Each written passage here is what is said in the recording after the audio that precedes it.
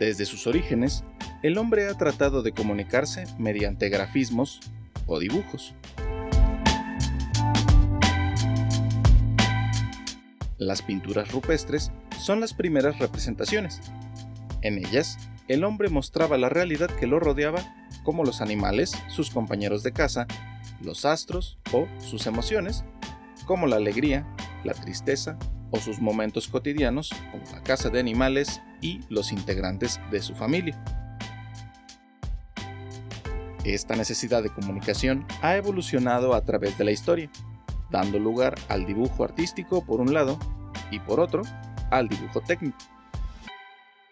El dibujo artístico intenta comunicar ideas y sensaciones, basándose en las sugerencias y estimulaciones de la imaginación del creador y del espectador. Y el dibujo técnico tiene como fin la representación de los objetos en forma y dimensiones lo más exactamente posible, en cuya concepción siempre está presente la utilidad, es igualmente creativo y está basado en la imaginación y en la razón. Actualmente, se está produciendo una confluencia entre los objetivos del dibujo artístico y técnico. Esto es consecuencia de la utilización de los ordenadores en el dibujo técnico. Con ellos se obtienen creaciones virtuales en 3D, que si bien representan los objetos en verdadera magnitud y forma, también conllevan una fuerte carga de sugerencia para el espectador.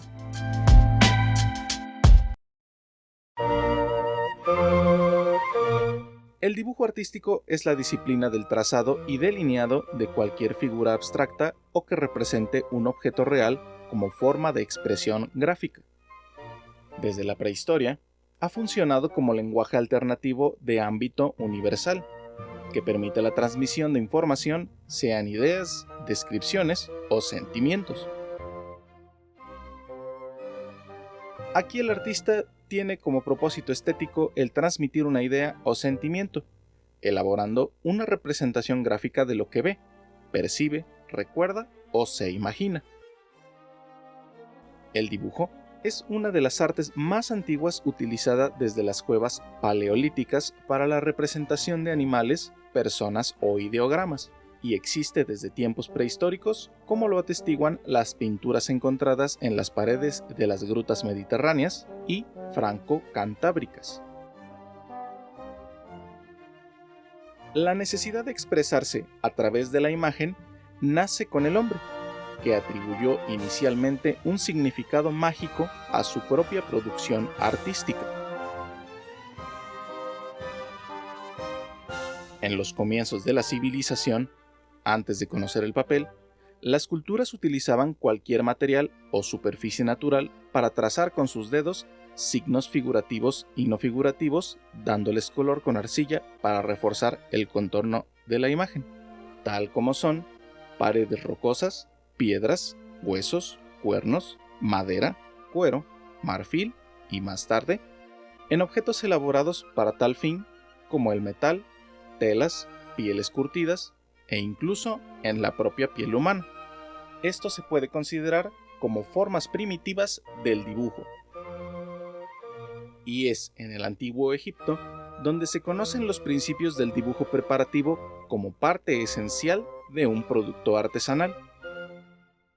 Fueron los artistas griegos, en el siglo IV a.C., cuando se plantearon la sugerencia de elaborar formas mediante relaciones cromáticas.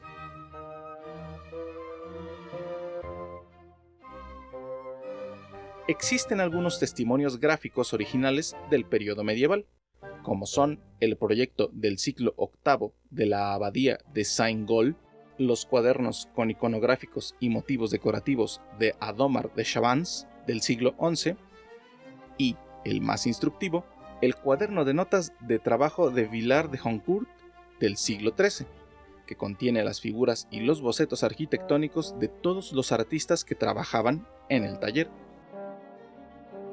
Muchos autores sostienen que hasta los siglos XIII y XIV el dibujo era un simple instrumento de trabajo sin valor artístico propio. En la Alta Edad Media, los artistas dibujaban con estiletes sobre tablillas de madera enceradas o recubiertas con polvo de hueso y eran la única alternativa a los costosos pergaminos. Fue hasta el siglo XV, con la naciente industria editorial, que se abarató el precio del papel, dando como consecuencia el incremento de dibujos y artistas, y a partir de este siglo, el dibujo alcanzó un nuevo estatus. A principios del siglo XV, el dibujo ya se había convertido en un instrumento esencial para la transmisión de modelos y la búsqueda de nuevas composiciones. De aquí el interés teórico inicial por esta forma de expresión. Cennini recomienda a los que se inician en la pintura que no dejen de dibujar alguna cosa cada día. Y Berti dice, el dibujo es fundamento y teoría de todo arte. En la evolución del dibujo artístico se identifican dos grupos. Aquellos que solo copian un dibujo o modelo ya existente, los cuales hacen uso de su capacidad de observación y motricidad para copiar la imagen tal cual es, principalmente dedicados al dibujo del retrato y el paisaje. Y aquellos que dibujan a partir de su capacidad imaginativa y creadora, los cuales desarrollan una alta relación entre cerebro humano para poder plasmar las imágenes que conciben, que crean famosos personajes animados, mundos irreales, paisajes y seres de fantasía, e incluso artefactos que podrían ser útiles en la vida real.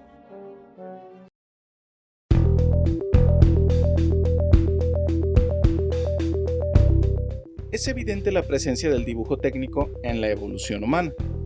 Así lo muestran las formas y tamaños que componen el diseño de antiguas construcciones que podemos apreciar actualmente, como lo son las ruinas de los antiguos edificios, acueductos, puentes y otras estructuras que no pudieron haberse levantado sin dibujos que sirvieran de guía a los constructores, y que muchas de estas construcciones se consideran a día de hoy maravillas del mundo.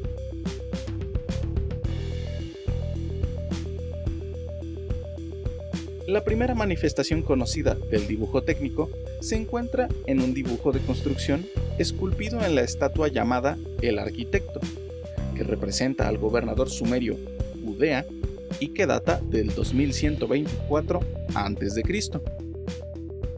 En el año 1650 a.C., el escriba egipcio Ahmes redactó en un papiro de 33 por 548 centímetros una exposición geométrica dividida en 5 partes que abarcan la aritmética, la estereotomía, la geometría y el cálculo de pirámides, además de dar un valor aproximado del número pi.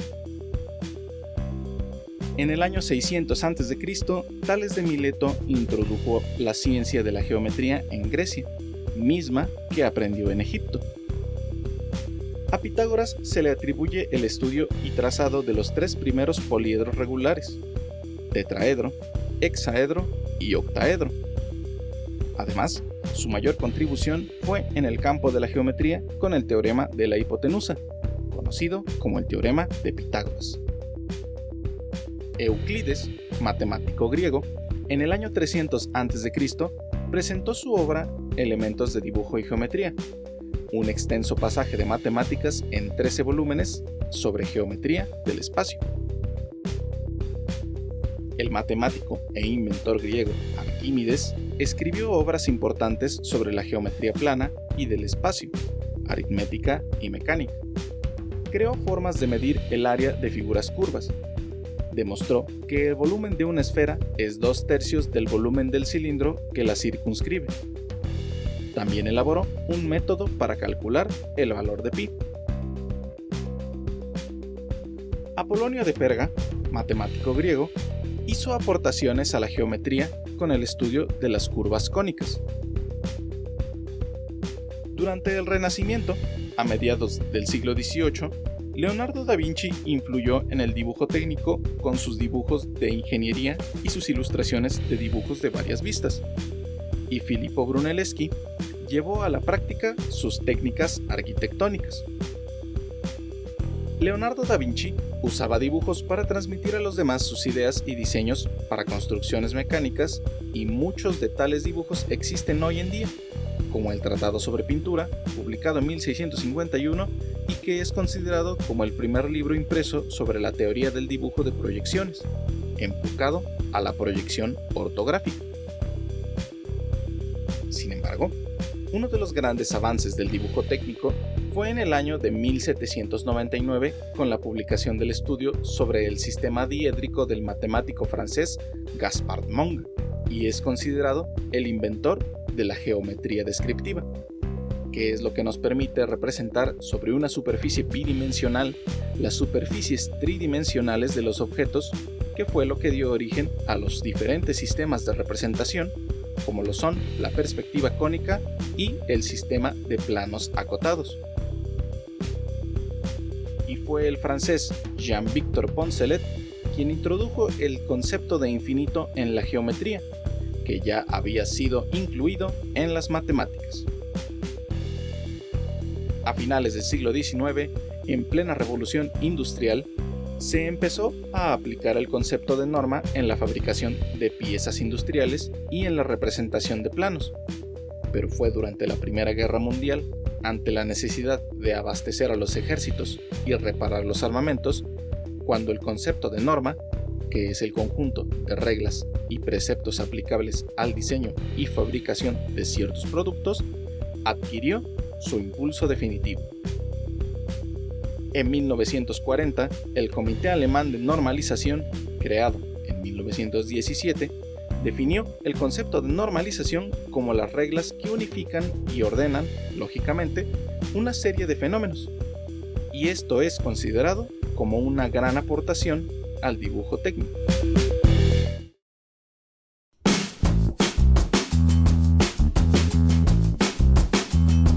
Hoy, el dibujo técnico se realiza en computadoras, facilitando las modificaciones a los proyectos. Igualmente se puede observar cómo se vería el trabajo terminado. AutoCAD es el software de diseño asistido por computadora y es utilizado para dibujos en 2 dimensiones y modelado en 3 dimensiones. El nombre de AutoCAD surge como una creación de la compañía Autodesk, donde auto hace referencia a la empresa y CAD al diseño asistido por computadora, por sus siglas en inglés Computer Assisted Design. AutoCAD tuvo su primera aparición en 1982 y es un software reconocido a nivel internacional por sus amplias capacidades de edición, que hacen posible al dibujo digital de planos de edificios o la recreación de imágenes en 3D. Es uno de los programas más utilizados por arquitectos, ingenieros, diseñadores industriales, entre otros. Actualmente, AutoCAD incluye geometría básica para dibujar en 2 dimensiones, como líneas, arcos, curvas, prismas, entre otras figuras básicas. También incluye la creación de proyectos paramétricos, una librería de símbolos arquitectónicos, mecánicos e industriales, donde se puede seleccionar la figura e insertarla en el dibujo. También crea representaciones 3D de los dibujos usando diferentes vistas ortogonales y en perspectiva, incluyendo operaciones de representaciones básicas, permitiendo así diseñar, visualizar y documentar proyectos en forma clara.